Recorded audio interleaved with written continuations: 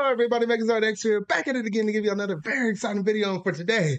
Oh, good gracious sakes alive. We had that Splatoon 3 Direct. It had happened, it came and it went, and I was looking at that Direct and I was watching it, and I was like, I'm gonna have to talk about this. And I was like, I could record a video and get my thoughts up and put it out on Friday. But I was like, there's just way too much stuff to look at in this Splatoon 3 Direct. I was like, no, this is gonna have to turn into a stream. I'm gonna have to talk about my thoughts right now, get it out there for all y'all to be able to hear my thoughts on it though, because they told us quite a bit and stuff in that Direct. Like, this is a meaty Direct. Like, I think the Xenoblade Chronicles 3 Direct was like somewhere between 20, 25 minutes. I want to say maybe it was closer to 20. I think 20. This Splatoon 3 Direct was 30 stinking minutes long. I was like, oh, I was all here for it for today, though. So, yeah, so a lot of stuff to go through and talk about. Probably have some friends here dropping by here in just a moment, sharing off their thoughts and stuff of what they actually thought about the game as well, though, because, whew, man, there's some stuff. And even when I thought I knew everything that was in this Direct, they dropped more information on the website. We're going to go through all of that stuff here tonight as well, because there was even more stuff on the website, getting into more finer print, the more technical terms for the diehard Splatoon fans, the competitive people, or people like me who just really love Splatoon, synced over 1,000. I think it might have been close to 1,100 hours in Splatoon 2. I just have to get up in it though. So let me go ahead and flip this thing over so that way we can go ahead and see the Direct footage right here in front of us. So we're gonna take it one step at a time.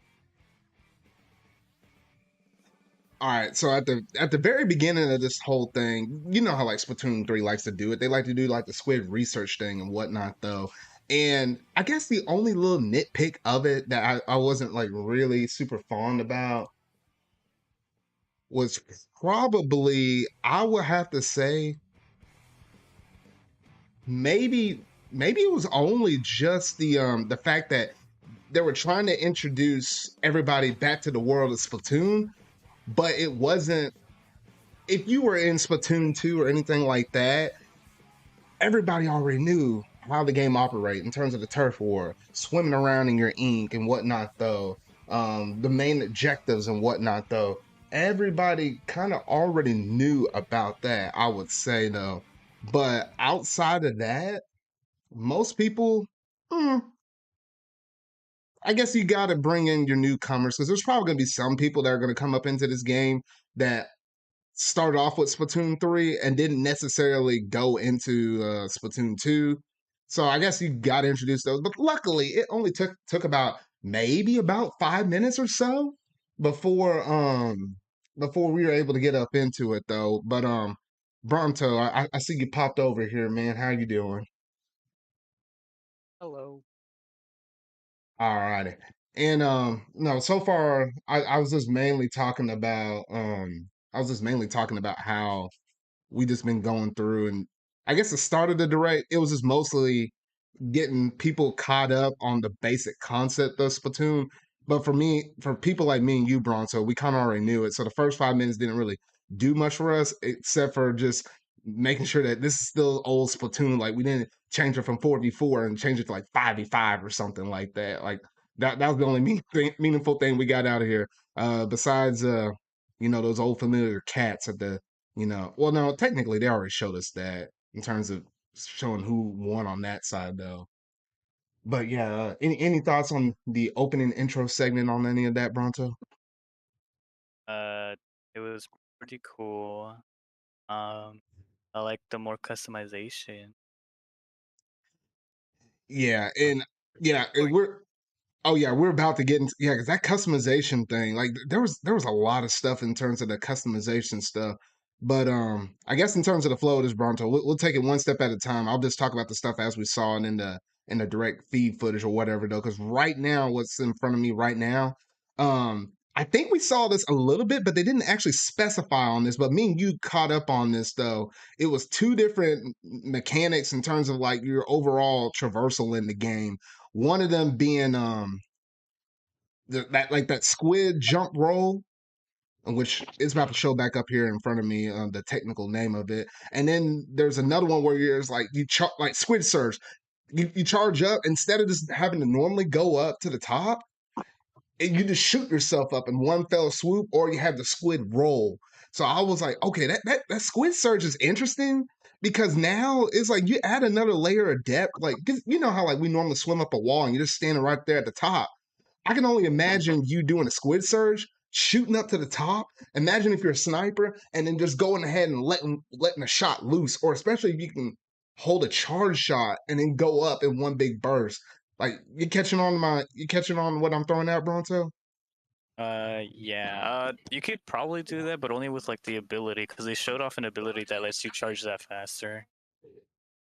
Yeah, yeah, I did. Yeah, because the one thing I did notice is they're getting rid of main power up and bomb rush protection, whatever the technical name for that one was. They're getting rid of those two, which I think didn't you say, Bronto? You were like, I hope they don't bring back main power up or something like. I thought I heard someone say that. It might not have been you, but Yeah. I said like I meant like don't bring it back, but as the damage up, because that was really dumb. yeah, yeah. 'Cause some of them help the proficiency of the weapon in terms of like range or whatever, or like for example, I've been working out the heavy splatling, and that's been good in terms of like it allows your rounds to last longer than like what you normally would. So I liked it in those case scenarios though, but in terms of the damage up, oh shoot.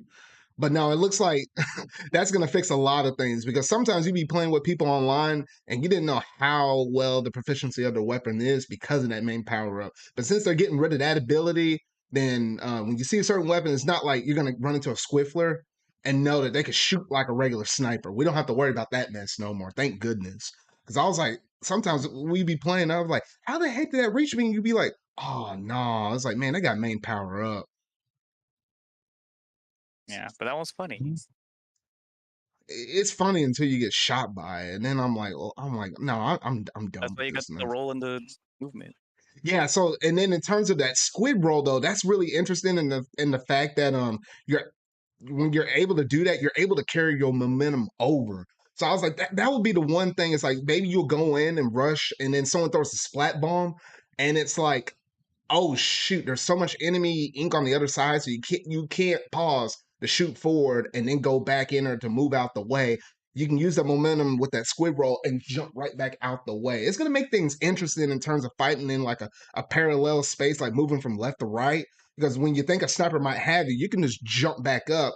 And then the fact that when you're glowing, at one specific spot, you can actually repel ink back. I don't know if it'll perfectly protect you if like a sniper happens to shoot you in that moment, but it should allow for a little bit more protection though. So that is really interesting though. But any thoughts on that one, Bronto? On the squid thing, I think it's like it's might be situational, because it's very like you can very tell like where they're going when they do that. So like if somebody gets like if you just get practice, I guess you could just predict where they're gonna go, or if you're fast enough, you can shoot while they're doing the roll. And Yeah, that's and gonna get enough to. yeah, because I mean, most times I think people are probably going to use that either going left or right or forward or backwards. So you have to kind of anticipate on that. But with this being a full 3D game and whatnot, though, they can literally do it in any 360-degree angle or whatever. They could do that catty corner or whatever. Though it doesn't necessarily mean like, for example, if you're like looking out behind like a corner or something like that, and then you see a sniper, you can go back and do that squid roll at an angle or whatever, though. So it is going to be interesting. It's going to allow for some very unique play. I kind of glad that they added those two type of traversal ways in terms of your ink and whatnot, though. But yeah, so that's pretty much it in terms of that. Now stages, we got four brand new ones for Splatoon 3, four returning from Splatoon 1, and then four returning from Splatoon 2. And I was like, okay, because when I was watching this presentation, I was almost looking at like eight brand new ones because I didn't actually Mhm. go through and play Splatoon 1, but then Alexis brought that to my attention. I was like, man, I was like, wait, are there any Splatoon 1 stages? But no, when they said the greater Splatlands or whatever though, then that was talking about the Splatoon 1 stages right there though. So some very interesting picks, at least on the Splatoon 2 side. I don't know about you, Bronto, but I like the fact that they were able to pull from what was it, Inkbox Art Academy. I love actually doing Rainmaker or Splat Zones on that one. The other one being Macomar. I thought that was a good one. That was one of the was that yeah, that was the last It was stage an that was update added. one. Yeah, it was an update one. I believe it was like one of the very last stages that we got. I believe so. Or it was close to the ending. Oh no, that stage came out whenever That Clan was one of Blitz the Clan originally. Blitz. Yeah. Yeah. So it wasn't the very last stage, but yeah, I remember that one. The The other last one, stages were the Kensa ones when the oh yeah, Kensa set came out. yeah, the Kensa ones, yeah. And I'm trying to think of the other one. One of them was, oh, I'm trying to remember what was the other one though. Just skipping forward a little bit though. Okay, here, go back. I had a screen where it had like all 12 of them up on here though. But yeah, Inkbot Art Academy, Sturgeon Shipyard. That one's a really fun one I always love on Splatoon 2. And then Wahoo World. So those were our Splatoon 2 ones. Scorch Gorge, Edel Alley, Hagglefish Market, and Undertown Spillway. Those are like our brand new ones. And then Mincemeat, Metalworks, Hammerhead Bridge, Museum Day. I can't even pronounce that. Museum Day Got off across, you know. Day Off Casino and Mahi Mahi Resort, which I heard from Alexis. He said that he wasn't like a particularly really big fan of that museum one. I hope that's not the case because you know that one museum one we have in Splatoon 2, that stage kind of sucks. Hmm. I'm not like a really big fan of that one or whatever though, but I don't know. I was like, I don't know. But I think this is pretty good in terms of the stage selection. We have a fairly good decent amount of maps. Or at least shoot. I know some people were making references to like Halo and whatever though. Because I heard from What? Halo Infinite didn't really have that many maps or whatever though. But yeah, though. Uh, Oh yeah. Quick heads up. I just want to say, hey, what's up, Nightmare Sonic and Doug? Yeah, shoot. Yeah, I'm really happy about this Splatoon 3 stuff, man. They gave us so much stuff in this direct though. But yeah, you got anything else to say in terms of the stages, Bronto? I'm glad they bringing like two stages that deal with water because that was they only brought that mostly in Splatoon 1 with the Mahi Mahi Resort where the level would change at like a certain time. It'd be like you'd lose like platforms, or it'd be like they'd be leveled because it'd be high and then low, and then near the end it'd just be all flat basically. So it's like it was a dynamic stage. I think they're doing that with the market one too. It was pretty Yeah, cool that they brought those. yeah, I noticed that too, and I was like, "Oh, that's gonna be interesting," especially with turf war because I guess you got to have a good feeling of exactly how or which sections will be submerged into water that will technically be uninkable at the very end of the map, and then which ones will kind of stay like that, or maybe the ink actually manages to stay like that, or something like that, though. So I guess that's the one thing I have to kind of wrap my mind around whenever we're going through and playing through on that map, though. But yeah, so Mm. some really good stuff up in this one though. And then we did get the confirmation that yes, more stages will be added in later updates. We got a sneak peek of I think a couple of ones that are going to be from the Splatlands, the original Splatoon 3 ones. You see one that's kind of in the desert-ish area, and then one that's kind of like in like a somewhat urban city area or something like that. At least that's what we're kind of getting right there though. But yeah, so really good stuff though. Now we gotta jump into the weapons real quick because these weapons though, man, I was like, oh my goodness. Now we knew about one of them right off the bat, which we got in like the past couple of Splatoon 3 directs. That being the one that was like the bow and arrow one, which is a brand new one. They're called stringers. And stringers Mm-hmm. over here, I was looking at them. I was like, okay, that kind of seemed a little interesting. The way how they kind of shoot out, they kind of can split it three different ways or whatever, though. But we seen that one in action. That ain't nothing too new about that one in particular, though. But did you have anything on that? The bow, like the new weapon. Yeah, that one in particular. No, I think it looked different than when they first showed it, which is cool. Because I think when they first showed it, it was like more of like a longish range weapon, but you can use it like as a shotgun, makeshift shotgun kind of. Yeah, So that's awesome. yeah, so I was looking at that. I was like, okay, that's kind of interesting. And even when you made those shots, they kind of left of a little bit of like I don't know, like a little bit of his projectile kind of laying on the ground, and it did like a little mini explosion. So I'm like, Yeah, that oh, was if you okay, charge it.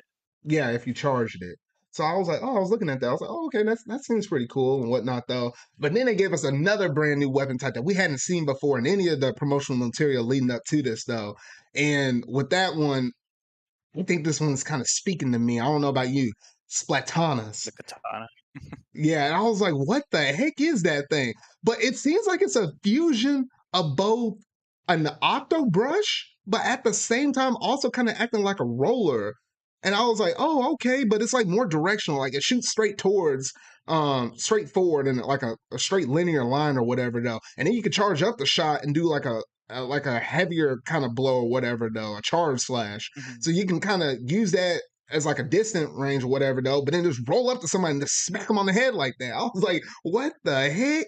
I was like, you know what? I think that weapon's actually speaking to me because you know me, Bronto. I primarily main in like in terms of the Octobrush, the Tri-Slosher, um, the carbon roller. Those are my primary three. If I'm gonna do like a decent range one or zone, I can use a heavy splatling or whatever though. That's like my pride, my strong four or whatever though. But this might be a contender to actually work into my little move set thing though. I kind of like this one. But you got any thoughts on this one?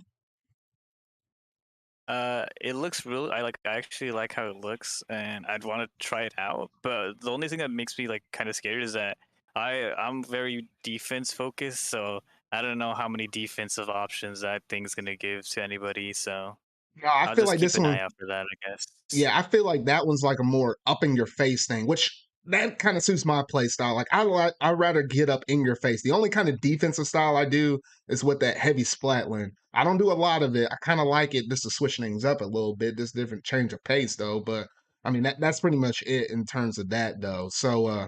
So yeah, so that was pretty much it in terms of brand new style weapons or whatever now. And then of course, the thing that everybody want to know about, the brand new special weapon, or not special weapon should I say, but more so the brand new specials. Because we got a good look at these special weapons though. We already knew about a couple of them right off the bat, but then they winded up introducing a few more extra ones on top of it though. Um because one of them we already saw already was the shoot, I don't even know what they called this one though. You know the one where it's like it brings out like six different beacon things and they Oh, the kind of soda point. can thing. No, wait, soda cans. Yeah, the little soda cans. You just grab one, it makes you move Oh faster. no, not that one, not the new one that they introduced. It was one that they showed in a previous material. The one where it's like you have those six things circling around you and they point towards a direction and then a Oh, the killer whale, like point something, whatever. yeah, that one. I saw this a little look of it and the way how they. I guess if they make contact with it, it's almost like an instant kill or something. No, it's just it's more like it's like an auto base. It's like kind of tender missiles ishy. Like you just send it out and then it locks on to whatever person it sees, and it's like yeah. So it Yeah, does the stingray things basically, but yeah, automatically. it's like automatically like a stingray, which is actually really cool. And then in terms of the new specials we got was like the Tacticooler, which that was the thing that you alluded to. And that one seems kind of unique in the sense that it's kind of like It's all defensive. yeah, it's like all defensive. It plays similar to the what was it? Like the ink armor, where this benefits your whole entire team. You don't know what kind of buffs you might get in terms of like it just might increase your running speed, might increase your swing speed, might increase your No, it's uh, the same buffs for everybody, but I don't oh, know. it It is? didn't say how Okay. for how long. Yeah. Oh, okay. Well, that's pretty good right there. So I was like, okay, I can kind of get behind that though. And and there was another one called the Wave Beaker or Wave Breaker. And I was like, Oh yeah, okay. yeah. I was like, That's a what? cool. I like that reference. I was like, okay. I was like, what in the world they're gonna do with this one though? And then I see these like, like the waves going out or whatever though. It's kind of like a tidal wave. I guess it's like what the best thing to kind of go through and kind of reference on that one though. Interesting thing with that one is if you get tagged by that thing by like swimming around or just standing and not jumping over the line, it automatically tags them. Get hit by that thing so many times, or if you already had accumulated damage or whatever though, boom, all of a sudden, it just does damage to you, and it could instantly kill you. So I was like, "Ooh, that's really smart." And the fact that you can't have anybody hiding in that ink, like like there's like certain different goodness, I'm trying to think. There's like certain different what was it, the ninja squid ability, where you can normally swim in ink and not get detected or whatever, though. That ain't gonna fly with this anymore. That's gonna put that one so it's like in critical areas where if you want to flush somebody out and make sure that there's nobody else there or make sure no one else is approaching, you can do that. So I'm like, okay, that's really cool. Instead of just having like a sub weapon ink mine or whatever, though. But yeah, I really like that. Anything else on that one? Mm, no, it's good. It people can say like, oh, just jump around it, but jumping around it gives up your position if you're in ink.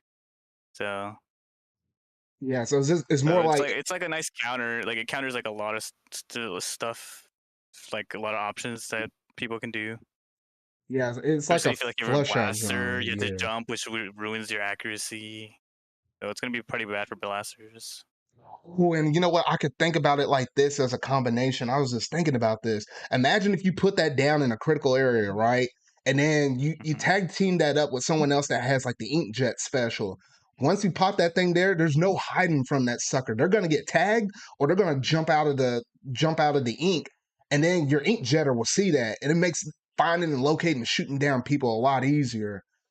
I'm just thinking of something off the cuff right there, though. But I mean, there's a lot of different possibilities that you can basically use with this one, though. So I was like, all right, that's interesting like that. So I really do kind of like that one. Let me see. Was there another one after that one, or was that the last one that they? Oh no, there was one more, Reef Slider. Now this one, was there anything in Splatoon 1 that kind of acted similar to this, like where you rode around and on a Um, shark and just blew something up? Not blow up, but the Kraken was kind of similar to it. Ugh. Oh yeah, the Kraken. I remember seeing that one in Splatoon 1. Yeah, because you're just riding Mhm. around on like like as a giant squid and just like wreaking mayhem. No, you don't ride around it. You Or not ride transform into around the it, Kraken. transform into it. Yeah. I do remember seeing that one. I was like, how the heck were people getting around with this one though? That was a No, little bit they weren't getting crazy. around. They were running away or shooting at it to push it back Man, that thing Yeah, was because it chaos. gave you invincibility. Oh, hey, what's up, Alexis? bruh. Man, you Been came in here on for the a while. no, you came in the part where we were talking about this Reef Slider special right here. Oh, It he was kind of here earlier. oh was it, No, I bro? was here waiting for you. I was here since Oh, you were talking about the maps.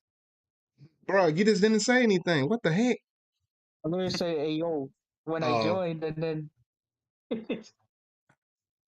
well, me and shoot. Bronto just been playing Clan Blitz. Oh, okay, I got you. But yeah, so that reslider, that seems pretty cool. I think it's gonna be more so directional. Like you have to set your path, and you can only go in that direction. I feel like that's the way how they're gonna treat the reef slider, though. But anything else on that one, Bronto? Or if you got anything, Alexis? Uh, that reef one looks fun, but it might be kind of bad Yeah, it might. Yeah, that's Oh, go ahead. yeah. Hmm. No, that's what I was gonna say. It might. because like it's I think it's like a doesn't like a rail come up, so you have to go the way that it shows. Oh yeah, and I wonder, are enemies able to see that line that you set up? Probably, most likely. Yeah. Most likely. I kind of wish they didn't, but at the same time, kind of do. If I'm on the receiving end of that shark, maybe I don't know. I guess it kind of all depends though, or whatever though. But I think that was it in terms of the news specials that we saw right there. So where does that put our number at right now, Bronto? We got the Reslider right there. We got the Soda Machine and the Wave Breaker, Wave I break. think. And I think that's it. Oh, it's those three. And then they already showed us the crab. They already showed us the tether grabbing. And was there one more after that? Oh, and the dome that protects you, that's six.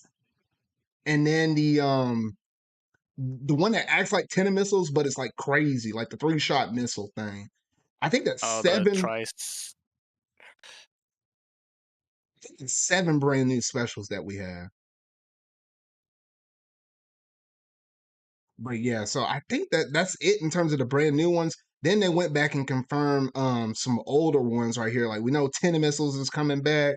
We know that Inkjet is also coming back. Inkstorm, as well as Ultra Stamp.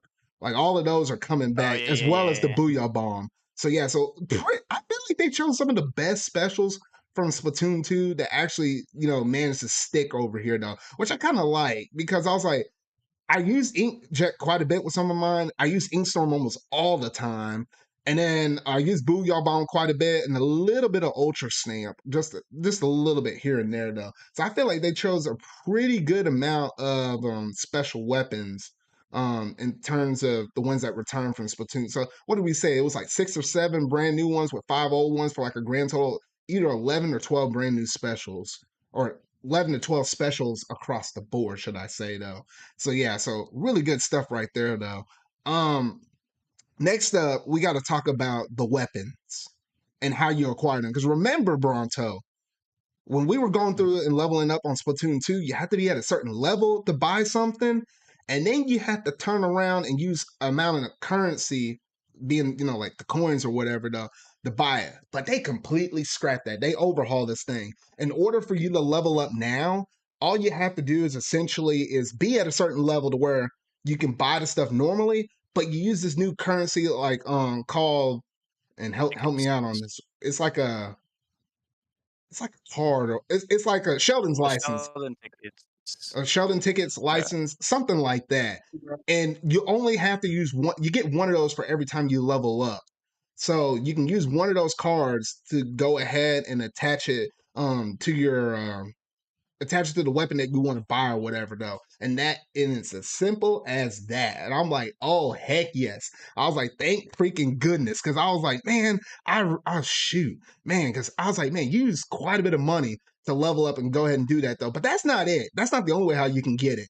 Let's say if you're way over level or whatever though, or under level, should I say. And then you're trying to buy a really good weapon, instead of spending one of those tickets, you can actually spend 3 tickets or Sheldon licenses, that's the technical term for it, to actually get ahead of the competition and buy that weapon when you really wouldn't buy it because you're not on that said level or whatever, though. So, yeah, so that's really cool and really interesting. Bronto, you got any thoughts on that? Yeah, I like that you don't have to use like your money because then you can just focus on like the chunks and stuff like that, which is they even changed that up, so that's cool. But it makes it not as annoying to get everything. Hopefully, it makes it not as annoying. And I had a feeling they did this for the sole reason of extra stuff that you have to use your currency to buy. And that would have been way too many things to use for all one type of currency. So I think that's the reason why they changed it up with the weapons, though. But I do kind of like that. So you can kind of cherry pick if you really want to go for. I'm just trying to think of a weapon like an NZAP or something like that, or if you want to go for a 96 gal, or if you want to go for the Dark Tetra Dualies or something like that, stuff you normally wouldn't start off with, you can go after those. It is going to cost you maybe 3 level ups in comparison to just 1 standard level up, which I kind of like. That is really cool right there. Let's see. Alexis, you got anything on that? Because I know you don't do too much of the regular multiplayer. You kind of do more of the stuff with the salmon run, but we're gonna get to it. Yeah, I only really play Salmon Run. Alrighty. So yeah, so that was pretty much it in terms of just talking about buying the weapons though. But I think after that they kind of they went into like the fashion sense with the headgear, clothing, and shoes. In which case we know Bronto. We like to stay fresh while playing this game. There ain't no raggedy taggedy looking punks up in this game. No, everybody got like a style or whatever though. So they kind of went through and introduced it saying, hey, it's going to operate the similar way how, like when you buy a piece of gear, it normally comes with a primary ability and then you can unlock the secondary abilities or whatever, though. The interesting thing about this that I figured out is, what's his name? What was the name that the dude that wiped your chunks or whatever, though? What was his name? Was in a merch. Yeah, Merch. Is that the same merch from Splatoon 2 to Splatoon 3? Yes. Yes. Like, what the actual heck, though? Because I was like, man, that same dude was he grew up. in that time period from Splatoon 2 to Splatoon 3. Like, this dude almost looks like, I heard someone say this online, that he almost looks like Max from the Goofy movie. If you were to throw a hood Ew. on him, he looked just like him. I looked at him, I was like, you know what? That ain't necessarily wrong. I was like, oh man, that was weird. Whenever I saw that like that, I was like, I can't unsee that now. I don't know though, but it's interesting to see him grow up that much though. Also, I saw a comment in here from Dingle saying that you get a Sheldon license also from getting freshness from a weapon. By the way, though, yeah, because I think the more that you use a particular weapon as well, you can get even more Sheldon licenses like that. So you can specialize in one weapon and get more of those licenses as well. That's something. There's so much stuff up in this thing. I feel like I'm still gonna wind up missing things out, but thank you for pointing that one out though. But I like how you can actually swap the primary ability for any piece of clothing, like a hat or whatever, and you can switch out for anything else, Bronto. Because in the past it was always tied to that one particular type of clothing, but now it's like literally wear what you want to wear. It doesn't matter what's the default setup on that thing, which I really like. But any thoughts on that? Not really. I like the drip. Yep. Yeah, and that drip was looking pretty good though too. I did like the fact that they're also allowing you to have presets as like like how Oh like yeah, whatever one without that the you want. amiibo. Yeah, without the amiibo, which is nice because literally there would be times where I was like, all right, I want to be my Octobrush main, right? I wanted main power ups and I want a little bit of swim up with my shoes or whatever though. But then there's other times where it's like I was rolling with the heavy Splatland, and I'm like, wait, I don't need swim speed now. I need run speed. I have to always go back and switch those shoes out. At least this way I can kind of get my gear set up for whatever weapon I'm kind of primarily using. And it seems like they give you at least 5 of them, and then I think some are still kind of attached to Amiibo though, but at least you're getting 5 of them right off the start. So I did like that. No, there is a tab, so there are gonna be more. Oh, there's gonna be more. Okay. Well, shoot, that's Yep. that's really good. So at least because I know I'm gonna use at least 4 to maybe 5 weapons or something like that. So I'm like, oh, okay. Thank goodness for that, though. Let's see here. Now we're getting up into the finer details with the regular battles versus the what is the ranked battles, and they're calling those Anarchy Battles, though. Now with these Anarchy Battles, yes, splat zones, tower control, a little bit of Rainmaker, as well as Clan Blitz. They're all returning back up in here though. Now, before I go up into the details of how these ones kind of work, I did want to point this out. I think you noticed it too, Bronto. They changed up how Rainmaker works, man. You noticed that, right? But yeah, I noticed it I was like, immediately. out of all the people I heard talking about this game online or whatever, though, in terms of like discussions or post analysis on it, nobody mentioned that mess. I was like, what the heck are y'all looking at? No, because literally Rainmaker, in terms of the way how it operated with Splatoon 2, you move from one side of the map to the other and place down that Rainmaker. That was it. In this one, you notice they went to one location, right? They put the Rainmaker there, and then it seemed like they got that as a checkpoint, and then it respawned right on where they dropped it at, and they had to move it to another location. So they might have to have like 2, maybe 3 different checkpoints in order to win. Thus, it's going to be a little harder to actually go through and wipe out a team in one fell swoop because Rainmaker is like a Rainmaker and Clan Blitz in particular are 2 modes that actually go by really fast depending on the pacing of your team and how good they are in comparison to the competition. So I love the fact they changed that up. It's kind of like they added checkpoints from the tower control and put them on the Rainmaker. I know I dabbled quite a bit on that one though. Got anything to say on that, Bronto? No, I think it's gonna be a good change because yeah, getting wiped out in one swoop was kind of annoying. It was fun like if you're on the one that did it, but on the receiving end, it's not that fun. Yeah. Right. So I like how they kind of did that and did those little bit of changes though, because I say that was definitely welcome in terms of that though. Now, all right. So I guess while we're on the topic of the Anarchy Battles right here though, let me go ahead and pull up the website here real quick because on this website though they went into some really good fine details on this mess over here in terms of everything that you're able to basically do and accomplish over here though, because let me scroll down to the Anarchy stuff because this is some of the stuff. If you're a diehard fan, you probably kind of want to know about this mess going up into it, though. All right, let's see here. I'm almost there to it because man, they got so much stuff on the website as well, though. All right, here we go. Anarchy Battles series. So in an Anarchy Battle series, you work together with a random team to get multiple wins to rake in the points. Hey, not so fast there. You do need to sacrifice some rank points compatible with your own rank as a fee of sorts. Remember how when you do rank battles and when you lose stuff, you potentially could break your meter and reset. They're changing up the whole way of how this mess works. You basically pay some points in order to start a ranked battle match. So you'll pay up and you get matched with teammates that are on similar levels to you. Now, opposing teams are not only based on rank, but they're also based on the number of wins in the current challenge. So here's the main kicker though. When you're in this challenge, you'll continue to fight battle after battle after battle. You can put a pause in it if you got to go and do something and resume your challenge right back. But you keep playing until you either won 5 battles in a row, or not in a row necessarily, 5 battles in your series, or if you lost 3 times. Then the rank points will be doled out. So you get more rank points, obviously, if you win more. But getting medals is another way to also get rank points as well. So you can get medals as well to get those rank points though. And they ran the numbers as well. So technically, if you're at a higher rank, it could cost you more points to challenge, but you also get greater rewards. So it's kind of interesting the way how Anarchy Battles in terms of series will also change. Now, Bronto, here's another good thing because in Anarchy Battle Open, notice how we have rank battles for both solo play as well as multiple people on the team. Because whether you're doing it solo or with friends, Anarchy Battle Open welcomes all team configurations. Now, this was something I mentioned in one of my Splatoon videos. I actually talked about this in terms of how I wanted to where how we had that problem where there was like two there was times where there would be 3 of us playing Splatoon and we wanted to do ranked battles, but we could never do them.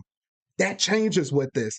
It freaking changes with this because you're able to join up with your teammates and play up to their level or whatever. Though. So technically, you can join open league either with 2 players, 3 players, or even 4 players. And I was like, what in the actual world? I was like, yes. So when you even got those 3 oddball players, you can join. It could be me, it could be you, and it could be Alexis. And they'll get one random person to join on our team. And then thus you'll be able to do Anarchy Battles Open. Now, in terms of the way how they kind of deal out the rank points with all of this stuff, it acts a little bit differently because you're only basically as strong as your weakest link. So like if me and you are, let's say if we're like rank S and Alexis is over here, he's at rank A minus. We're gonna get rough naturally with people around A minuses or something like that though.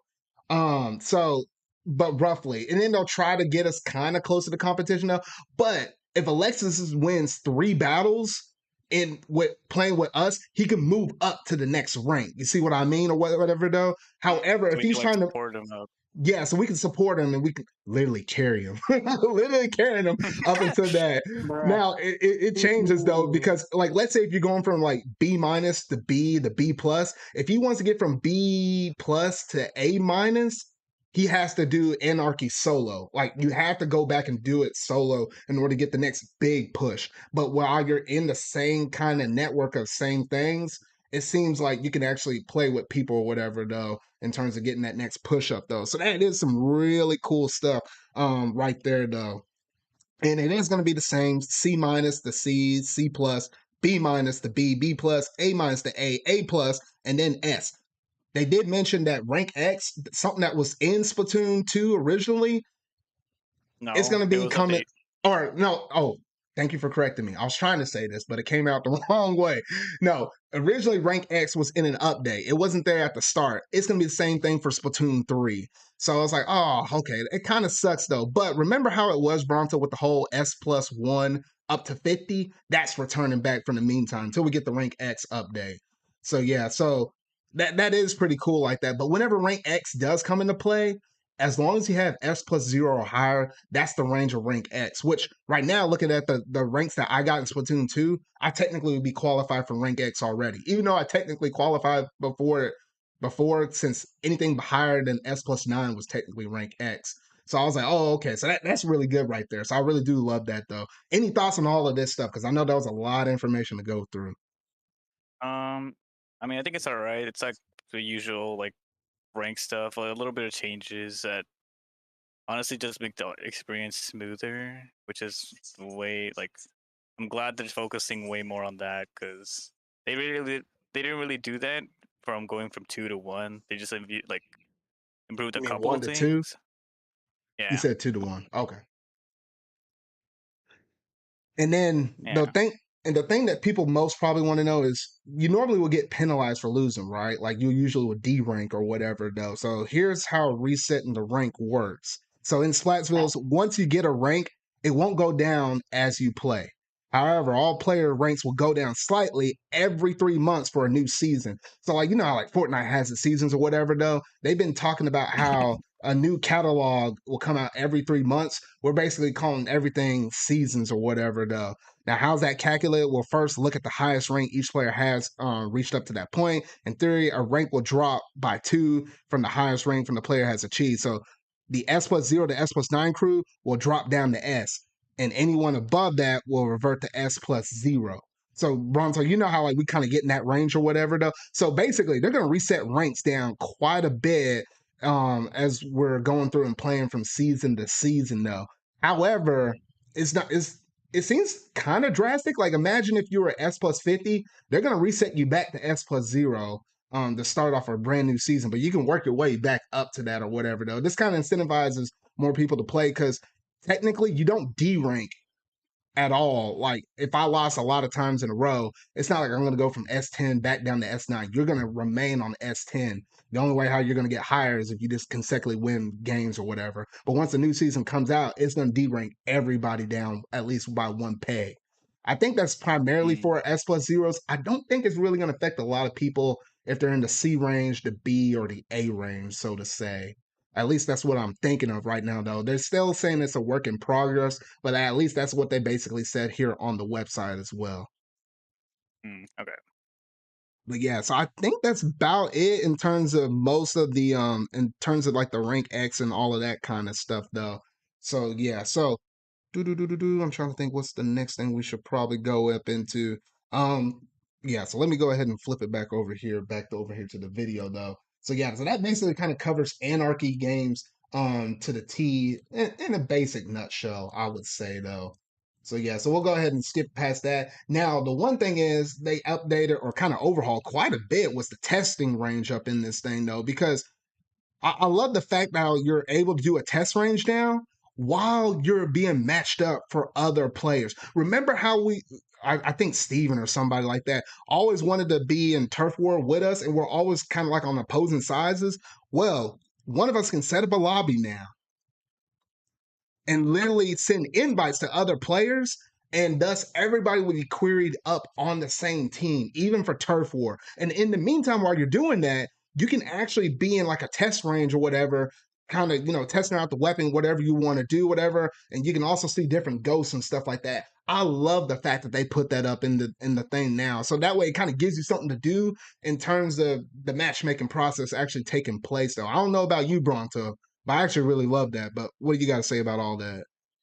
I mean, I think it's pretty cool because it gives you like something to do. Like people miss things you could do in Splatoon 1, which is like the little mini games. But I mean, I guess the practice range is more practical because it's the main game you're going to be playing as.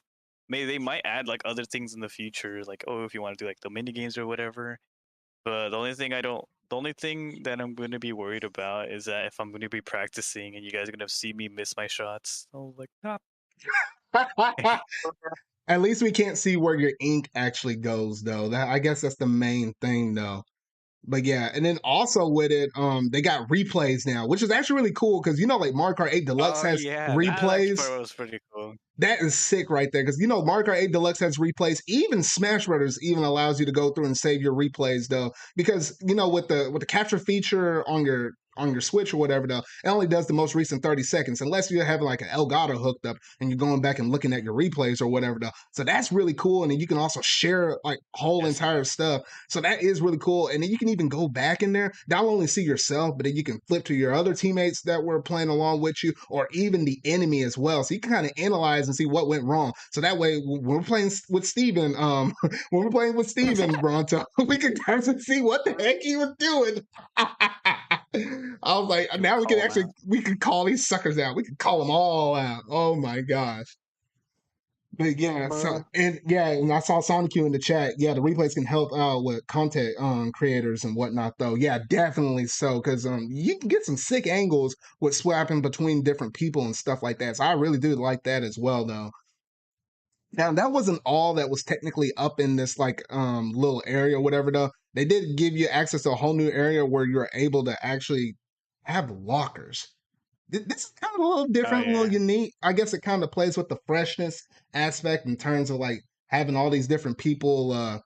You can see your own locker, obviously, and then the other people that you most recently play with, or whatever. Kind of see the different styles or choices or whatever kind of stuff that people kind of stick up in their lockers, though. So it's just another little extra thing to do in terms of collecting, I think it's sticking like stuff.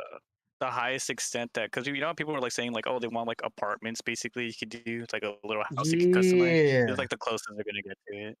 yeah, basically, because we could get that in the future title, whatever. They just go all in on this stuff though. But yeah, it's a step in the right direction though. So I kind of like that. I don't know what I'm gonna wind up sticking up in my locker. It might just be like a big old octobrush or whatever though, and maybe a little bit of salmon for Alexis whenever he comes over or something, because I guess he likes fish.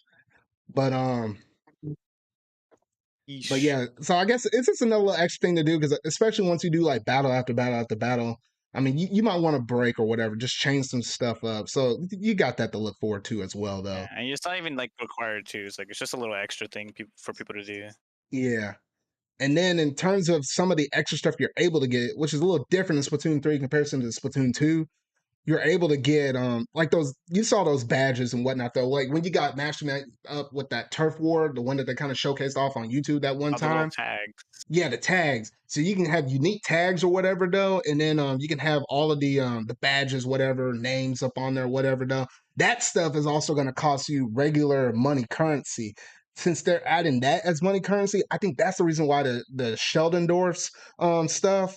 That's why that stuff runs off of the Sheldon's license because they're introducing Mm. this, which you have to also buy with regular currency. So I think that's the reason why they switched up how you get your main weapons and whatnot, though, which I do like. I personally do like. It was really good though. Um, but yeah, it just seems like there's gonna be quite a bit of stuff to collect though. Now they did say how everything's gonna be running in seasons though, so all of the stuff that you can potentially get within this 3 month window frame, better try to get every single last little bit of it though, because once a brand new season starts up, they swap all this stuff out and add a whole bunch of extra new stuff though. So yeah, you're just gonna have to keep that all in mind. The grind is gonna be real in these game. In this game, it's gonna be real. But now, Yep. Style, yeah, and the price to pay for style. yeah, it's all about that style, man. It's all about that style, though. But yeah, then we're basically into customization stuff, like what you were talking about earlier, Bronto. But anything else on that, though? No, it looks nice. I might try it like once or twice, but that's not something I'd probably see myself doing much. Yeah. But who knows? That was, Maybe they make it fun. Wait, were you about to say something, Alexis? no, I just said that was lame. Oh. Um, I was about to say because yeah, there was another thing in here. You're winning. Is it called winning Oh, your emotes? pose, yeah. Your pose. Shoot, I'm gonna get something sick or something like that, man. Because I like the one that they kind of show with the archer and how like she did like a little flip or whatever, shooting something out of the air. I'm gonna have something sick with mine though, because I'm gonna be handing out all these L's in this game. Both me and you, Bronto, man. We're gonna be tearing it up in these Anarchy games though. I gotta be sick. I gotta be sick when I'm dunking on these people, man. Shoot, this game gonna be real though. But yeah, so that's pretty much it. I think in terms of the customization part though, and I think it was roughly around this point that we're like halfway through the direct. That was quite a bit of stuff, and we were only halfway through this presentation. I was like, dang! But they said tune into what we have next in store for you for here though, because she wanted to take. Man, I don't know this lady that did all this voiceover and stuff like that. Shoot, she was killing it. She had a lot to go over, but they introduced a whole new mode up in this thing called shoot, I'm trying to think of the actual name off the top of my head though, but it's like a card game where you're kind of doing like turf Oh wars yeah. with 1v1. And I was like, what the heck? It's like a little bit of Tetris in terms of like the cards you get and where you're placing them around at. But I was like, you know what? After you did so many different league battles, it could definitely be a different change of pace or whatever. It's like you can collect over 150 cards. And I was like, huh. I was like, Oh, okay, it might not be something I'll dive into like head first at the start of the game because there's a lot of stuff in terms of the mainline game you want to do. But once we kind of get our hands, and feet dipped into the water and we get pretty used to how this game is going to work, we got like quite a bit of stuff already. We might sit down and see how this all kind of plays out or whatever though, because it seems kind of interesting. I like how they're adding a little bit more extra stuff. It's not like mandatory for you to do this or anything like that though, but it's just another little bit of extra something. But what were your thoughts on this, Bronto? I blinked. What were you talking about? You blinked it. I was like, bro, Sonic, you said it reminds him of Dungeon Dice Monsters. So I was like, Oh, you're bro, talking about the card game. Okay, yeah, the I card remember game. now. I think it looks cool. I'll probably only try it like once. I'm not really the biggest card game person. I'm dumb, so I can't really use those. Bro, This dude plays Puyo Tetris and Tetris, and he says he's dumb. I'm shaking my you know head. what? That is true, Bronto. What the heck are you on about right now? I I don't know. I just can't get my head around to card games because you have to it's like planning. I'm not good at that. It's Maybe like I could see it, planning, the going for strategy risks, part of going it, for maybe. But like then again, that. it almost acts like a puzzle, which you're good at that stuff. I don't know. I feel like I might Uh, dabble with it, and then when I play against you in like one random match, you're just gonna wipe the floor with me. I was like, bruh, I got like all these cards. How the heck you beat me? I don't know. I don't know. But yeah, so that Dude, that it's was it Yu-Gi-Oh! on that one though. But now we get to the topic that Alexis really was looking forward to, that salmon run, the Oh next yeah, wave. Now, this one right here, Oh, it acts like your traditional standard salmon run or whatever, though. Not too much has changed, at least for the most part, while going through this, though. I mean, obviously, you're fighting off a bunch of salmons and stuff. We do know that if you're trying to get those golden eggs, you can actually chunk them instead of just having them be stuck to you. So, like, literally, I can imagine like me and Alexis being on the front lines or something like that. Since Steven ain't really, like I don't know what Steven be doing half the time. We might have him near the clam, but we might have him near the clam basket or something like that, and we just chunk the eggs up to him over the high ground. He's like, here, put this in the basket. We're going to get more. So you can kind of do it like an assembly line thing or whatever, though. But we got some new boss salmon eggs to mess with as well, though. One of them called a slamming lid, where like it kind of protects the salmons as they kind of spawn out of it. But if you get too close up underneath the little thing, it'll actually try to smash you. Oh, like the frying pan thing. Yeah. Yeah. yeah.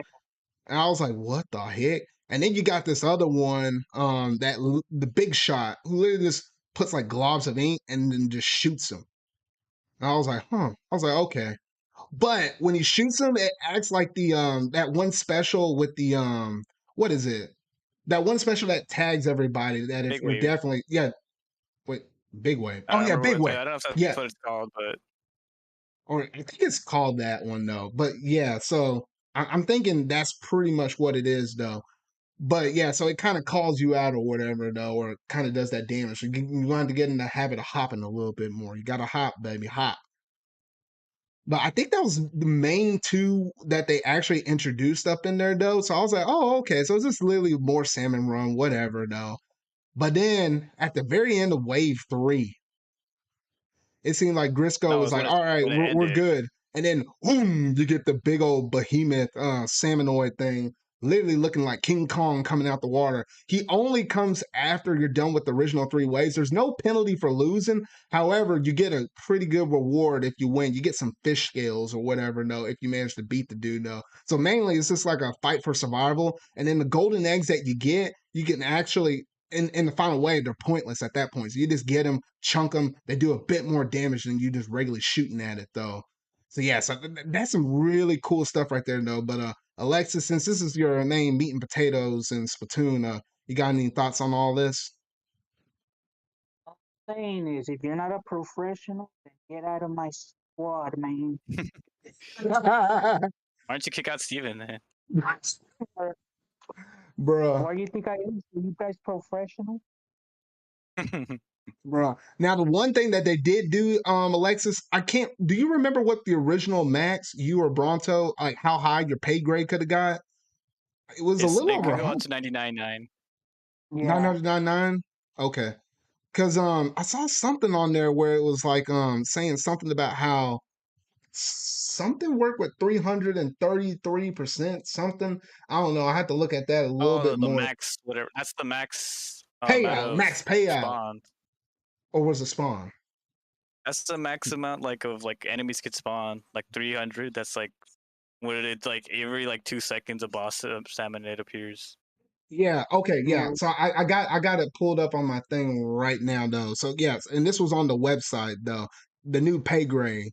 So the professional title has been us God, I don't know. I'm skipping over that word. Providing a shiny new okay. rug for on the corporate ladder. Your earning power will increase with a higher title, but the job sites will get more intense too.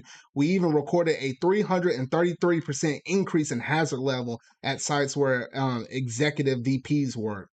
So basically, I think as crazy as Splatoon 2's was in Salmon Run, they're basically saying that there's harder modes for higher payouts, Alexis. So there's going to be even more Yeah, stuff up on this map. I'm like, oh shoot. There were some moments I was like, I can't keep up with some of this stuff. Like I'm pretty good in Salmon Run, but there were some things it was hard to keep up with. It's going to get even crazier than this. bruh. And then also in terms of the Grisco points and rewards, they did say that salmon run workers in Splatsville Oh, get Grisco points and earn reward capsules like in Splatoon 2. You can exchange those for either cash or you can use them as exchange debts. And an employee benefit, you can earn catalog points in addition to Grisco points for jobs. This way, even those who only play Salmon Run, like you, Alexis, can still increase their catalog level, which you kind of need that to increase your catalog level so that way you can buy certain weapons just in case if you happen to ever go online and do like a regular turf battle or whatever though, you're still able to actually do that mess online though. So yeah, so that's some pretty good stuff right there though. That's some pretty good stuff right there. okay. Now, they did say that like how the traditional workout clothes for Splatoon or not Splatoon for Salmon Run or whatever the fish scales that you can get from beating that super salmon at the very end of the extra wave, you can use those to actually buy different gear that you can work out in while you're doing the Salmon Run stuff. So it's gonna be a little different from the traditional gear. So you get a little customization finally, Alexis. So you won't be wearing the same old was it them boots and the life preserver and all of that. So you'll get a little extra stuff. Damn, why do you disrespect his drip like that? Maybe he liked it.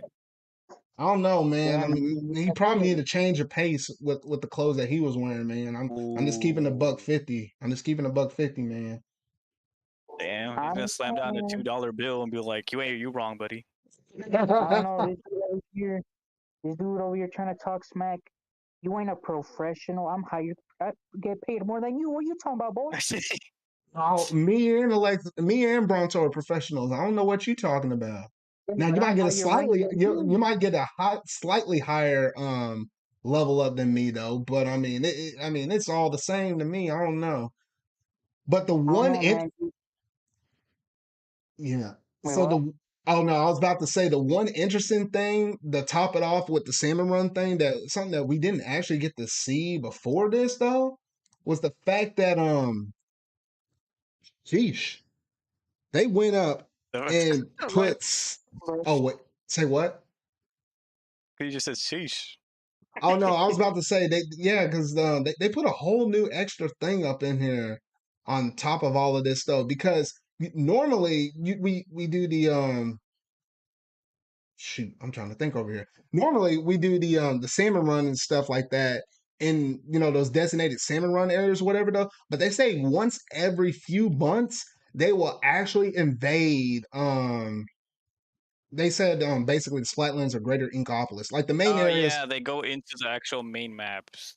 Yeah, so I was like, oh, that's interesting. So we really get a decent change though. So basically, every time a new catalog comes out, they probably will open up with one of these though. So, Lexus, you'll be doing your salmon run stuff on actual main modes that that me and Bronto be doing a lot of. So you get a different change of pace. So that's gonna be really cool though. Bruh. So yeah, so that was some really nice stuff right there though, and that's basically how to conclude all the salmon run stuff. Now we gotta talk about that single player story campaign though, because it does look like Bronto Captain Cuttlefish is back. Like he ain't I know this is something Mario's been very He showed up adamant. in the trailer. What are you talking about? No, I was just Yeah. reiterating. I was just reiterating. Like you can't miss this man. He was literally peeking out of the manhole, man. Like he was looking at you like, get your tail over here. He did But that in the first game.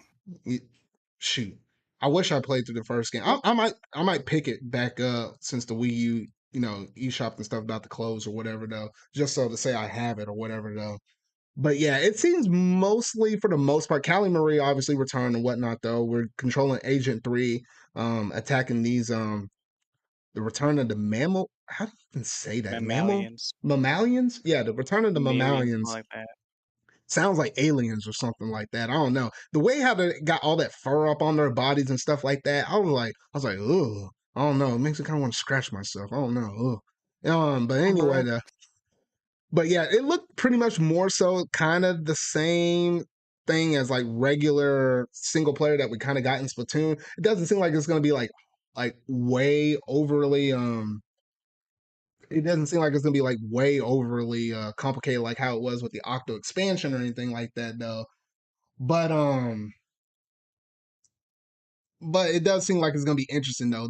I don't know if you noticed this whenever they said this, Bronto though, but they did say that this was gonna conclude the epic this is gonna be the epic finale in terms of I think basically everything the story that they kind of told between Splatoon 1 to 2 to 3. So you might want to keep all of that in mind. So I guess this is going to be like the end of Agent Three's travels and whatnot, though. So I'm kind of curious to see how all of this is going to play out, though. No, what I think it means more so the end of like the ongoing war between Octolings and Sneaklings. Yeah, I mean, like I know it's not going to be like like a done deal. Like we're not going to have enough single player mode and nothing like that, though. But yeah, like the war between the Octolings and Inklings. Yeah, I'm thinking that's pretty much what they're trying to strive or do or whatever. Though they didn't give us too much on the single player one right there. I like how they're trying to keep most of it a surprise. I know there's some people that just like diehards for it and just really want to kind of tear up in it though. But yeah, I'm just glad it's looking way better than the Splatoon 2 one because that one was bad. yeah, Alright, it hold up. was pretty bad. And I am seeing that I'm seeing some There's actually elements from it. cutscenes. Yeah, there's actually cutscenes. And then I actually seen some elements of Octo expansion up in there. Like some of the stuff looks kind Oh of yeah, there was tricky. like the station thing. Yeah, there was like one. Yeah, there was one that was like a station thing. I was like, okay, there are going to be some challenging levels up in this thing besides this basic regular Splatoon 2 story mode, whatever. Though. So I was like, oh, okay, that's good. That's good. I liking that. That's fairly good. I really do love that though. If it's just more Octo expansion, basically, then that's fine. Yeah, that'd be a-okay for me for the most part though. So yeah, so that's basically all they showed for the single player stuff. Then they kind of went back and talked about some things that we saw in Splatoon 2 that are making this return, like the mailbox, you being able to do custom art or whatever. That's just like the life breath of the Splatoon community in terms of like when you're on that square or whatever though. Like all of that stuff is gonna be back. You can buy food, get more increase on money and experience and stuff like that. The show returns. You can do your private battles or you can do your salmon runs up in that as well, though. That's pretty cool. Added a new photo mode up in this thing, though, too. And I was like, okay, that's kind of Yeah, nice not or left whatever. behind Amiibo this time. Yes. As long as you're taking it on the square or whatever, though. And you can also stick that stuff in your locker as well. So, yeah, so that's pretty The cool. biggest pictures imaginable. Yeah. And then they actually allow you to do the recon mode. It seems like I guess you can actually access it without having to head over to like the main area where you normally do your battles or whatever though. So I know that's like really Hmm. important when new maps drop out just to kind of see to get the lay of the land or whatever though. Then they introduced the Splatnet 3. Now, before all y'all kind of jump on everybody, be like, no, we don't like the Switch Online app and all that stuff. I mean, yes, for VC, for voice chat, yes, it's not my go to for that.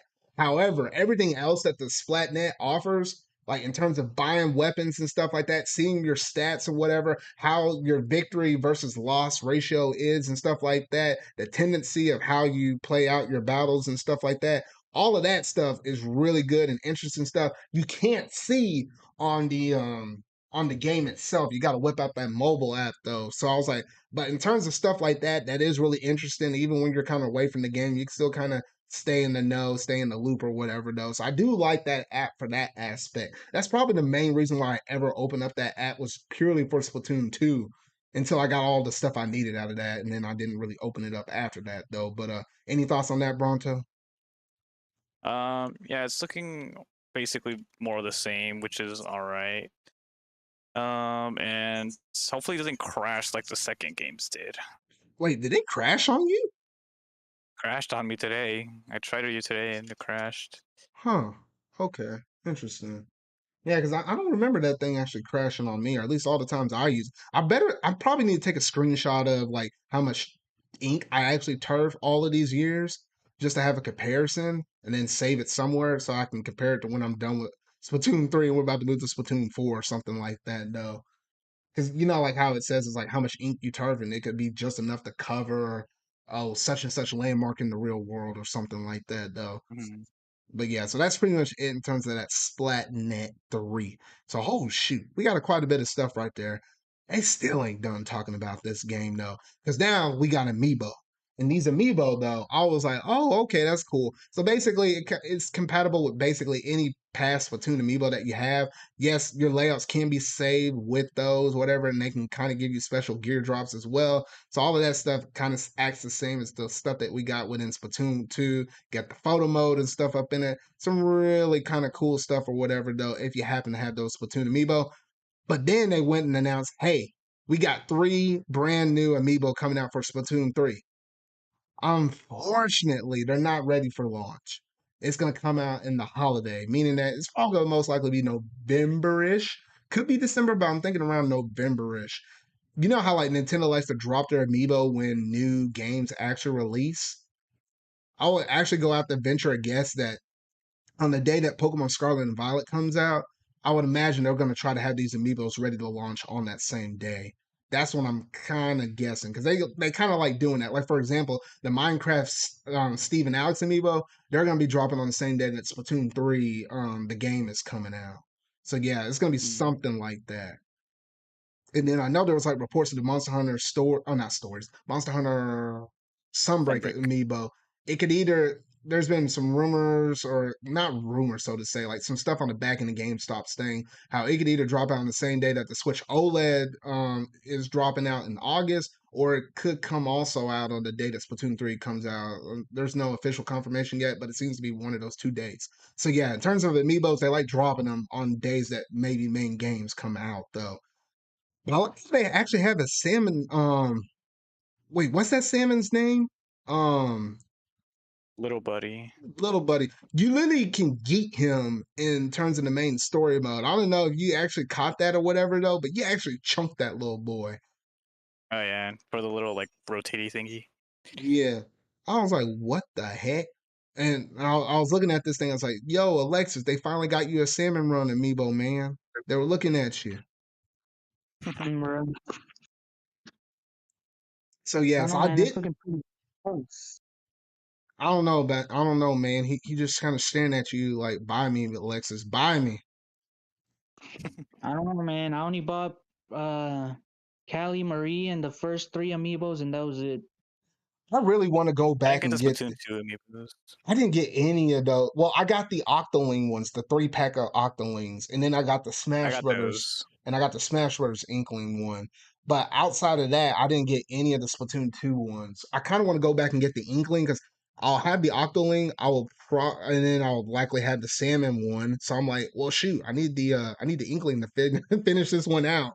So yeah, I hope they kind of re-release a lot of those Splatoon 2 amiibos as well. I'll go back and get all of those. I just want reprints on all that mess.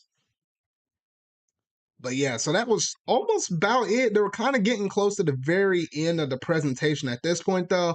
And then this is when they kind of went into their deep dive of saying, yes, we are going to have a catalog that acts as seasons. They're going to be dropping out every 3 months or so. And with these, you'll get, new things for your name badges and all of that stuff.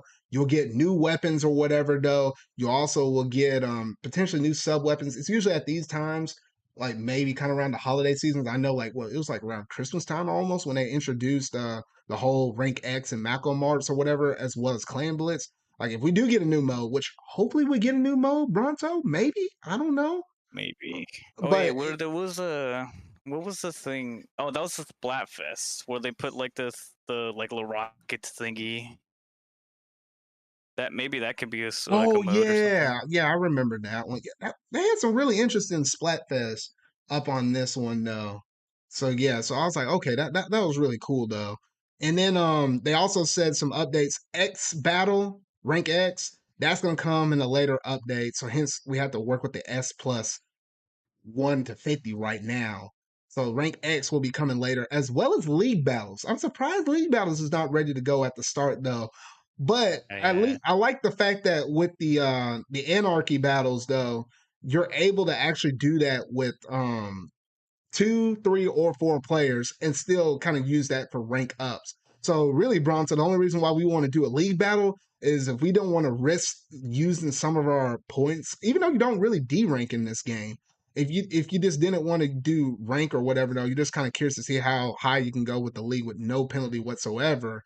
Then I guess we can do the regular old league battles though. But there was one interesting thing on the website though that I actually want to read out here real quick. If I can find that mess again, hold on here. Shoot, it was here somewhere. Where the heck? I have to do Control F on this thing to figure out where the heck it was at. Yeah, so here Wait, we what? go. So yeah, so it's gonna be a post-launch update, and there was one little segment in there. They said that since they're a little bit of a rowdier bunch, sometimes the residents of Splatville go a little rogue and throw some special modes into league battles. That's all they say. So I don't think league battles are gonna operate the same way how we know league battles are right now in Splatoon 2. So I was like, oh, okay, that's really cool or whatever though. So I don't know. By the time that comes out, that could be some very interesting stuff right there, though. Also, in it, they did announce that there's gonna be substantial DLC confirmed. What was the A actual DLC. word? Yeah, paid DLC. What was the wording or the term they used for it? It was like substantial content or whatever. Yeah, like It's something. basically another Octo expansion, like almost literally because the 2 idols are back for that one. Yeah, so Pearl and Marina are actually going to come back for that one though. So you know when Pearl and Marina show up, some good stuff is about to happen because you know how Marina is. Like she the best one we got out of all of these ones right now though. And when she show up, things about to drop. I mean, shoot, you heard their music singles and whatnot though, those hot takes and whatnot though. So yeah, so honestly, some really good stuff. Before we get into Hello? the high the Nah, you high won. the high Uh-uh. anticipate what Ooh. What is he saying? what are you saying? Uh-uh. Who'd you say is the best title? Marina. I Marina. honestly like Marina. Honestly, nah, What you are nah. Cali and Marine stand or something like that? Are you a Marie? Marie, Yeah. Marie runs down. Mm, She's I don't know. alright. Out of She all those two, yeah, right. it's Marie for I me, mean, out of but those I two, like yes, that makes sense. Marina better than those. No, out of all of these new ones and everything, Marie's still the best No, one. for me it's Marina and then the manta ray guy. Yeah. Now, before we talk about the idols and stuff, I did want to bring this out to people's attentions as well, because I don't think not everybody probably knew about this in terms of this though. But if you happen to be an owner of Splatoon 2, you're going to get some benefit in terms of actually being able to carry over your save progression over into Splatoon 3. Because here's something interesting, and this is how save data works, and we'll kind of get to that with the save data bonuses though. But online Splatoon 3 data, like player level, ranks, items, and gears, it is automatically stored in a server and connected to each player's Nintendo account. Nintendo servers, they got this mess going. So for people that kind of had a Finally. shaky experience with Splatoon or whatever, though it was fairly It took good them for it to 5 be 4-to-4, years. but yeah. And since things like progress and story mode don't require an internet connection, you can store that via the Save Data Cloud backup service included in the Nintendo Switch Online subscription. So yes, you can use part of this to actually store your data and stuff into the cloud. However, for everything that you acquire in terms of your ranks and modes and with all your ranks and stuff like that, all that stuff gets stored up into the servers themselves, the way how most games nowadays kind of do it. So you're not going to lose anything. So you can also play on multiple Switch systems if your user account is tied to your Nintendo account. So literally, I could play it on my Monster Hunter Rise Switch. Whenever I get the Splatoon 3 OLED Switch or whatever, though, I can move back and forth, and I won't have to When does worry that one about come out transferring again? data. That one comes out 2 weeks before the launch of Splatoon 3. So soon. Yeah, so fairly soon right now. At least from the time that right now at the time of this live Right stream, now it's the 10th. it's gonna be 2 weeks from Friday. So not too much longer until that one drops. But yeah, so honestly, some really good stuff. Now, to say that the bonuses, if you have Splatoon 2, part of it can be transferred to Splatoon 3, and there are even some in-game rewards for doing so. So you can receive 3 golden Sheldon licenses that you can exchange for main weapons regardless of player level. So you can get really high ranking. Basically, this allows you as a Splatoon 2 person to get any weapon you want. They could be brand new weapons. They could be your old weapons that you had in Splatoon 2 originally. You could start off with the weapons that you want. So I was like, I actually love that. So we don't have to lose any time with that. You can join Anarchy Battles from the very beginning of the game, regardless of player level. Because remember, if you go into it cold, you have to level up to level 10 to access Anarchy Battles. But with this, if you carry your stuff over, you can jump straight up into it. You won't have to do that prerequisite or whatever. That's really nice. You can also start the game with a higher rank depending on the rank that you have in Splatoon 2. And then lastly, you'll get matched against players with similar skill levels from Splatoon 2 as well. So you know what that means for me and you, Bronto? We're immediately probably No likely rest for the wicked. there's no West for the Riri, and we're literally going to start off right at rank S because all my modes are in the S plus or /X. So for all of us, me and you, Bronto, we're starting off on the very high thing. Like we're jumping straight into the fray with this, unless you choose not to carry your stuff over, which I don't understand why. So at least now you don't have to worry about messing around with a bunch of newbies getting accustomed to the game. No, you're with the veterans, and we're with our people, man. Now you gotta watch out for some of them Japanese players, man. Some of them players play like real hard, man, like real hard. I'm like, oh shoot. But yeah, so Yeah, that is really cool. The fact that's that you're able to do that. man. So yeah, so you're able to transfer this either by either accessing Splatoon 3 or the first time you connect up online. There's like a couple of different ways that you can actually kind of go through and access all of that stuff though. So yeah, so really cool stuff right there though. And I think for the most part that was almost it except for the idle stuff unless I'm missing anything else that I wanted to mention with it. I feel like I'm combing through this website right now. There's a whole bunch of stuff up in there though. I might leave the link as long as I can remember and leave it up in the description box. That way y'all can see all the little finer details. I was trying to point out most of the big important stuff that could have been worthy of sharing in the direct though, but they only had so much time or whatever though. But yeah, okay, yeah, I think that's about it for now though. So let's go ahead and move over to the next main thing though, because we already alluded to it with the idols and whatnot though. We got the new introduction to the idols. It's not 2 idols like how we used to with Splatoon 1 and 2, but we got 3. And allow me, instead of me talking about it, I'm gonna let you break it down, Bronto. So 2, 3 better than 2, and the one guy one is the best one. And what do they call them? Like big something, big fin or something. No, it's not Big Finn. It's Big Man. Big man. I What don't know. about the other guy? The guy from the Big shop. fan. Big fan. Boy, the game ain't even out.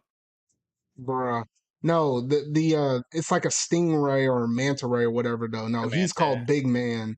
And then you got the other two, Shiver as well as Fry. Shiver is the Octoling, Fry is the Inkling. And I like the diversity. Like they basically kind of kept some of that same synergy from Splatoon 2 to Splatoon 3. You know, like one of them being like a white Octoling, the other one being like a black Octoling or whatever though. They got diversity up in there, which I kind of like the way how they kind of keeping that Oh, it's actually consistency. confirmed that she's Indian. Oh, The splat. Indian. Okay. I like it. I And like it. she I liking it, the diversity or whatever though. And she's most likely a vampire squid, not an octoling. No, she said Inkling at I said first. Inkling. Oh, okay, I thought I heard No, octoling. Am I no, wrong? No, Shiver is the Octoling, and Fry is the Oh, Inkling. Yeah, that's what I was saying. okay. But yeah, and then we got that, and then we got the. Is he a Stingray or a Manta Ray or some I'm kind of pretty sure it's ray? a Manta Ray. Manta Ray. Yeah, he's a Because I think Stingrays are smaller. Manta Rays, I think, are bigger. Okay. But yeah, so it is really interesting. And we got the breakdown with them. They're going to be doing your newscastings or whatever, though. So yeah, so they're gonna break it down in terms of all this stuff or whatever though. I don't necessarily know that if people are I like how they got sea cucumber phones now where you're able like to Oh yeah, watch yeah. the news. Which They're the flip fact phone. the fact that they actually mention on there how you can watch the news makes me think, are you able to actually skip past the Oh no, news? I'm pretty sure you can like you can instead of you can watch the program if you want, but if you I think it's like clicking the stick, it like does this thing on the top left where the dialogue still keeps going, so you can like basically get through it, but then you can also just go do whatever you want. Yeah, And because that's I at least see that's what that it button. looks like. Yeah, that's what it looked like at least from my side too. I was looking at it. I was like, oh, I saw it. okay. I was like, how did nobody say that? Like the skip the news button, they put it in. Yeah, because I'm Basic so glad hygiene. they put that up in there because sometimes it's like it was kind of cool the first few times you do it up in there, but then sometimes you just want to get straight into the battles and you're like, what in the world? It takes so long to get up into them.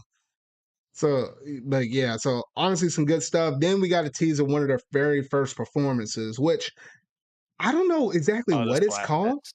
Yeah, for the It's like Splatfest, it's going for like an Indian and Indian like kind of Japanese thing. vibe.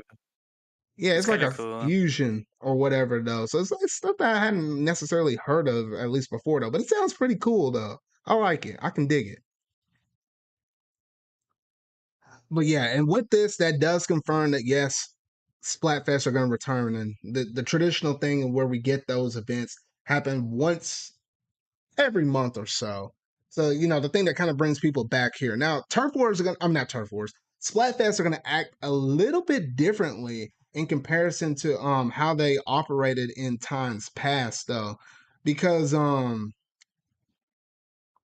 here we go. Because technically, before the Splatfest even happens, you know how like there's like a sneak peek or like how they announce it, right? And we figure out, oh, okay, here's the sides and everything like that, how it's gonna play out. Like you know that time frame, right, Bronto? Yeah. So they're gonna have a sneak peek time frame. So as soon as the theme is announced, the Splatfest becomes the front and center of Splatsville. The period between announcement and the first match is the Splatfest sneak peek. And during this time, you can cast your vote and then raise your catalog level by battling and working shifts. You'll receive conch shells in this way. The number of conch shells collected by your Splatfest team during the sneak peek will actually impact the final results. Even if you can't attend the actual event, you can help out your team by gathering conch shells during the sneak peek. So I actually kind of like that. Like, I guess you're still able to technically do your rank battles, whatever, though, before they fully lock it up and it's only those turf wars or whatever, though. But I kind of like how you can kind of get a sneak peek into Splatfest to begin with, though. So that's how one thing is going to change or whatever, though. And then obviously you had the Splatfest itself. Very simple, right? Normally you have two different sides to pick from. They threw that out the window. Now you got three sides to pick from. I was like, what in the world? So yeah, so normally you probably will only get matched up in a traditional 4v4, right? It'll just be 4v4 and you'll just get matched up with one of the two random teams. You probably won't even know who you get matched up with or whatever though.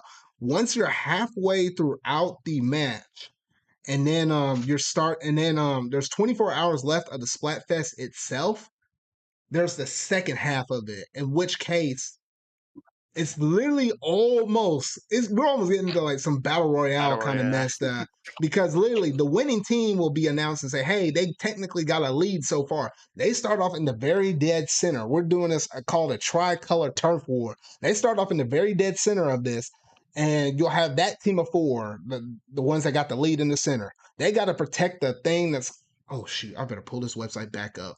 I'm trying to remember what the thing of this thing is called though. but they have to protect this thing that's in the very center of the map. And then you got two members from one team on the left side, and you got two members from the other team on the right side, though. So it's just pure chaos or whatever, though. So it's like 2v4v2 with three different teams on the playing field at any given moment, though. And you're basically kind of all trying to the ultra signal and the sprinkler of doom. That's the two things that the main team in the center need to control, while the other two teams are on the left and right side are trying to go through and actually try to grab it. Because if you can grab it, it'll kind of help with your turf control in terms of how much extra ink you can kind of dump out on the map from that and kind of get little extra advantages or whatever, though. So yeah, that triple turf war, though, I don't know. That's gonna be like pure chaos. I kind of wish that was a regular thing, but that's probably so much chaos that it's only gonna probably be welcome just only during the Splatfest or whatever, though. But that's just crazy. Any thoughts on that, Bronto? Yeah, it looks really cool, but kind of if what's it called? The team you go against is really coordinated. It's gonna be really hard because you can't coordinate with the other two. It's only a pair Yeah, on the yeah. other sides.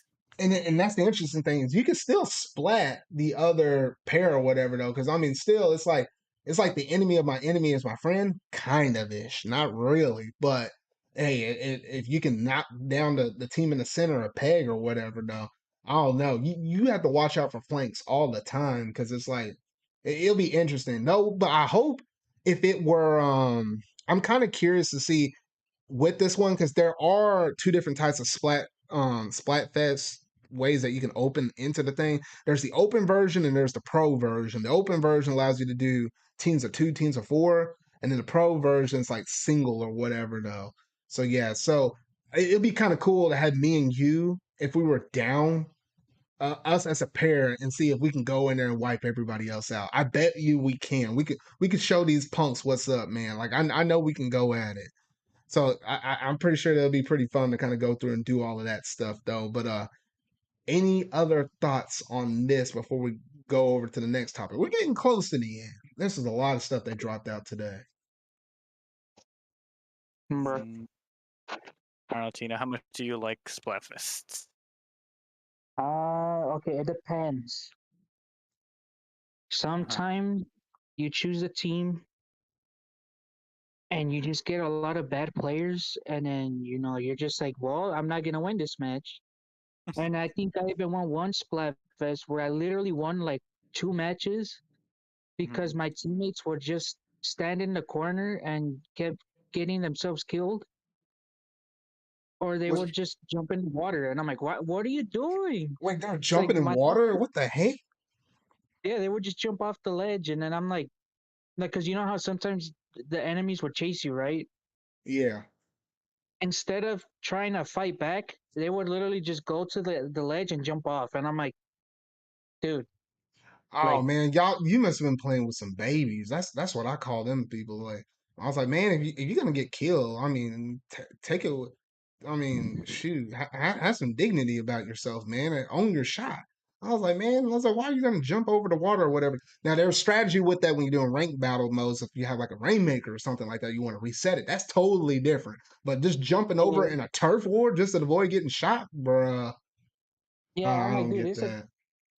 yeah, exactly. I'm like, dude, like, yeah, like I'd understand in freaking Rainmaker, but yeah, like freaking turf war. I'm like, dude, just fucking fight back. What are you doing? Right back or run away and still paint turf. I mean, you got like two different things you can do at least in that. Like even if you're not fighting, as long as you're dumping out paint.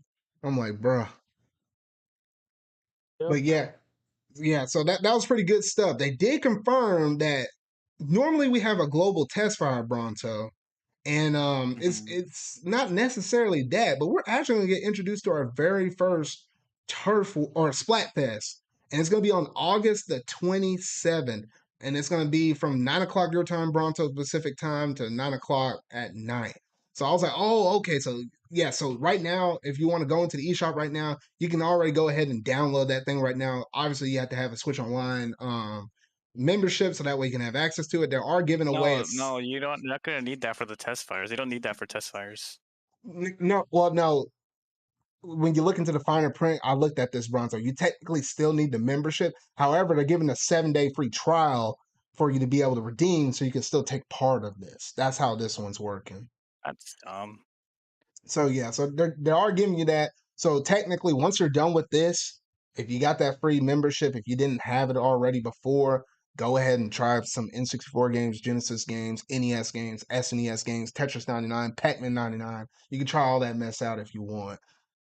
But outside of that, though, I'm glad that we're able to get this because that's roughly about a couple weeks before the launch of the game. It comes out, or this demos, or not demo, this Splatfest is coming out 1 day after the fact of when the Splatoon 3 OLED Switch dropped. So I actually be able to actually put this to the test and be like, all right, you know how good Splatoon 3 actually looks on this OLED now that I have it on my hands or whatever, though. So yes, I am looking forward to that though. So that is going to basically be our test fire though. So I am really looking forward to that though. And it is going to be rock versus paper versus scissors. Where do you stand at this, Bronto? Because I want us to be on the same team. I don't really have like a strong I want to preference go for this. scissors. You want to go scissors? All right, I'll go scissors with you, man. So that we're on the same side. But yeah, so it's interesting because I don't think we actually had a Splatfest before the game actually launched. We usually do test That was the fires. no, Splatoon 2. I haven't had one. They had a test fire, but I don't think it was a Splatfest though, It was was it? a Splatfest. It was ice Was cream it? versus cake. Oh, okay, never mind then. Take that back. Take that back. Shoot. I don't know. That was like way back in 2017. I slept since then, bro. So I slept. Um, but yeah, so all right, we're Team Scissors over here on this channel. Team Scissors. If you ain't on Team Scissors, man, I don't care. I don't care if you're rock, man. These scissors are the kind of scissors that cut through bolt chains and whatnot though. So we're gonna probably bust that rock open though. So yeah, so I'm looking forward to that. Now I think there's only couple more things that they announced beyond this one, though. Let's see if I can go ahead and skip over here to it, though. They did announce that the Splatlands Invitational 2022 will be at PAX West on September 5th. That's roughly almost about a week before the game comes out, though. So yeah, so some really good stuff like that. The Splatoon 2 tournaments, Bronze. Were you watching those Splatoon 2 tournaments, or did you see any little bits of those? No, I did not watch those. Okay, I got you. However, I did because I felt like those were the last tournaments that Nintendo was going to do officially from their point of angle that they were going to do on the game. And there was a good reason why they did that because the top people that won from each one of those tournaments, they're the ones that are going to be invited to go to PAX West to basically get their hands on the game early and be able to do this competition. So we'll get our first competitive look in Splatoon 3 and what's the best way to show this game off than people that are probably the best of the best cream of the crop with Splatoon 2. Mm. So yes, I am looking forward to that. So I'm definitely going to keep my eyes on that because we can kind of get like a feeling of how this stuff is going to work with new specials and stuff like that. See how this game operates from the competitive side of things, though. So I am really looking forward to that, though. So really good stuff right there, though. And I believe that might have been the very last thing that they announced. And yep, that was it. That was it to the Splatoon 3 direct though. So honestly, whole freaking shoot. That was a lot of stuff, but we managed to get through it. And I'm trying to look back at the time that we did this discussion though, but oh shoot, we've been almost at it for like almost an hour and a half. Oh shoot. Well, that was a lot. That was a lot to go over. I'm surprised we were sitting here talking this long though. But any last final thoughts about any of this stuff? No, I'm looking forward to the game. I probably won't be able to play it as much as I did with Splatoon 2 because that came out 5 years ago and I had way more free time 5 years ago, and I only had that game 5 years ago. Mhm. But yeah, it'll be fun. Yeah, and I kind of like how at least we're able to carry our progress over to Splatoon 2. So it's not like you have to worry about ranking up. Like your rank is going to basically be already roughly in the S range. It'd be more so you got to put your time in so you can raise your level up so you can buy all the weapons and get the currency to buy all the tags and the gear and all of that stuff. Which that's always a continuous grind though. But yeah, no, I'm gonna have a big push for this stuff on my channel. Like I'm probably gonna stream the Splatfest And then I'm also going to turn around and maybe consistently every Wednesday, maybe playing with you or something like that, Bronto, on Twitch. I'm probably going to have a fairly consistent schedule of me playing Splatoon 3 up on there, though. Because I'm just ready to dive up into this game, though. So, yeah, so I'll give more details on all of that stuff as we get closer to launch, though. But yeah, overall, I'm super hyped about it. I already went ahead and placed my pre-order on this thing though. I pre-ordered it at Walmart because they giving away like plushies, like Oh Inkling yeah. plushies or whatever though. So I decided to place mine with Walmart. If it doesn't show up on launch day, I'm gonna pull the same thing like I did with Xenoblade. I'm gonna turn around and buy it at Best Buy. And then when the copy the Walmart copy comes in, I'm just gonna return just the game. I'm keeping the plush. That's how that's gonna work out. But yeah, so honestly, I'm really stoked for this game. I'm getting the OLED. I already got the game pre-order. I'm gonna get the Amiibo whenever those eventually come out, and whatever else they're gonna try to drop out with this game. Though, so yeah, I'm all here for it and all whatnot. Though, so that's pretty much gonna do it in terms of this big old fat discussion over Splatoon 3. I'm really looking forward to this game. And shoot, just give me the access to that Splatfest right now. Just give it to me, man. Like, come on, Nintendo. Like we can work something out, right? Eh, Come on, you can give me a preview, right? Come on, man, nope, come on. gotta I put my wait. time in the game. Like, I put over 1,000.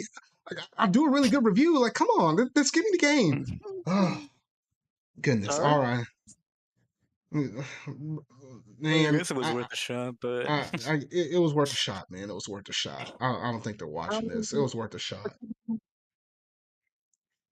All right, well, that's gonna basically do it in terms of this video, though. But Bronto, let the fine people know where they can find you at. just Twitter. I only got Twitter. I don't post anything on there, but I mean, I guess if you want, you could just see me there. Yeah, All right, and then that's it. Alexis, you're not even on Twitter no more, so it's not like people can actually follow you or whatever, though. So I will say this stay tuned to my streams or whatever, though. You never know when this man might pop in or whatever, though. Whether it be my podcast series or any other discussion video, if it happens to be around his interests, right, buddy? I don't know. I don't know. I don't Nice. know. All righty. And then in terms of all my stuff, you can see all my stuff down in the description box down below where you can follow me on Twitch, Twitter. I don't know why my Facebook link is always usually down there though, even though I don't really do much with it though. Primarily Twitter, primarily Twitch, and then obviously everything you're seeing here on the YouTube side of things as well though. So yeah, so that's gonna basically do it for this video though. So if you really like this video, make sure to go ahead and hit that like button, go ahead and hit that subscribe button and that bell. Thank you for everybody that managed to tune into this discussion live. It was probably one of my it was one of my best turnouts over here though. Had quite a bit of interaction with all y'all over here in the chat though. Loved all of the stuff. It seems like the hype and stuff for this game was phenomenal and stuff like that. Saw people coming in and whatnot though. Really appreciate everybody dropping in though. But that's gonna basically do it for this video though. So remember y'all, until whatever video I make next, I'll see y'all later.